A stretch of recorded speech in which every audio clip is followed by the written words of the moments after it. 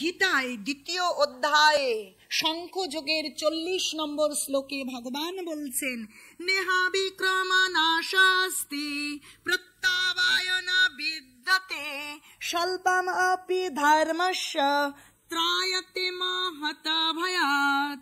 যদি কেউ অল্প পরিমাণেও কৃষ্ণ ভক্তি যাজন করেন তাহলে তাকে আর মৃত্যুরূপ ভয় পেতে হবে না।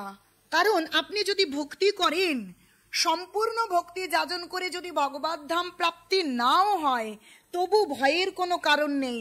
যেমন কোনো মাধ্যমিক বা উচ্চ মাধ্যমিক পরীক্ষার্থী যেমন প্রথমবার পরীক্ষায় যদি অকৃতকার্য হয় তাহলেও সে আবার পরীক্ষা দেওয়ার সুযোগ পায়, তেমনি আমরা যদি ভজনা কমপ্লিট করে ভগবানের ধামে নাও যেতে পারি তবু আবার সুন্দর ভগবানে ভক্তি করবার মতন জীবন, শরীর এবং উপযুক্ত পরিবেশ ভগবান আমাদেরকে দান করবেন এবং কৃষ্ণ ভক্তি যাজন করে ভগবত ধাম প্রাপ্তি ঘটবে।